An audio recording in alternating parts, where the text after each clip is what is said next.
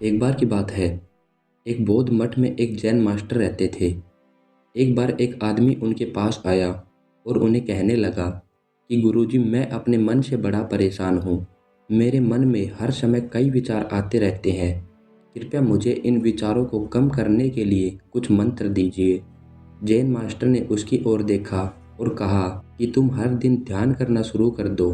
धीरे धीरे ध्यान करने से आपका मन शांत होने लगेगा।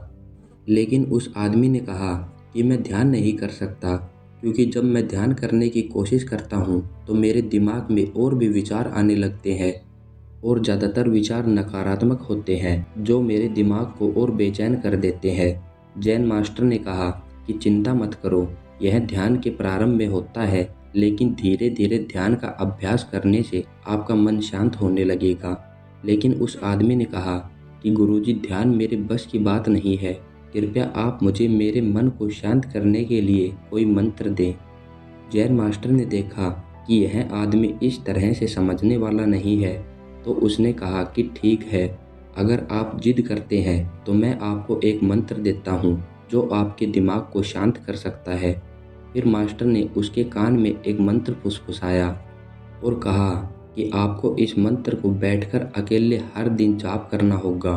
वह आदमी बहुत खुश हुआ और गुरुजी का धन्यवाद करते हुए कहा, मैं इस मंत्र का प्रतिदिन जाप अवश्य करूंगा। जैसे ही वह जानने के लिए वापस मुड़ने वाला था, तभी जैन मास्टर ने कहा, लेकिन एक बात याद रखना कि इस मंत्र का जाप करते समय बंदर के बारे में मत सोचना, अन्यथा यह मंत्र अप्रभावी हो जाएगा।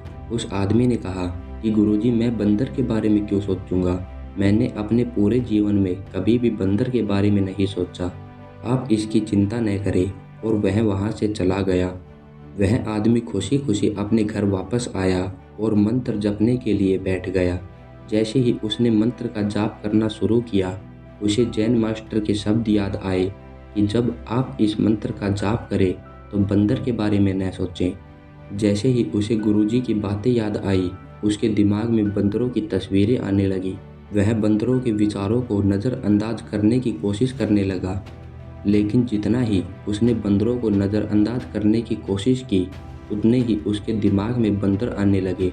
उस आदमी ने सोचा कि जैन मास्टर ने मुझे यह निर्देश क्यों दिया। वह आदमी परेशान हो गया। उसने स्नान किया, नए कपड़े बदले और फिर से एक कमरे में मंत्र जाप करने के लिए बैठ गया। जैसे ही उसने अपनी आंखें बंद की, उसे उसके चारों तरफ बंदर दिखाई देते। वह रात को बंदरों को देखता, यहाँ तक कि वह अपने परिवार के सदस्यों के चेहरे में भी बंदरों को देखने लगा। वो आदमी पागल हो रहा था। वह जितना भी बंदरों को नज़रअंदाज करने की कोशिश कर रहा था, उतने ही उसके दिमाग में बंदरों की बातें आ रही थी। सुबह तक वह लगभग पागल हो चुका था। अगली सुबह वह वापस जैन मास्टर के पास दौड़ा और उन्हें सब कुछ बताया और कहा कि गुरुजी, आपने मुझे ये कैसा मंत्र दिया है? कल तक मैंने कभी भी बंदरों के बारे में नहीं सोचा था और अब मेरा दिमाग पूरी तरह से बंदरों के विचारों से भर गया है और बंदर मुझे एक सेकंड के लिए भी नहीं छोड़ रहे हैं। कृपया मेरी मदद करें और मेरे दिमाग को इन बंदरों से मुक्त करें। जैन मास्टर ने कहा, ठीक है, बस आराम करो और मंत्र पढ़ना बंद करो और अभी कुछ मत करो।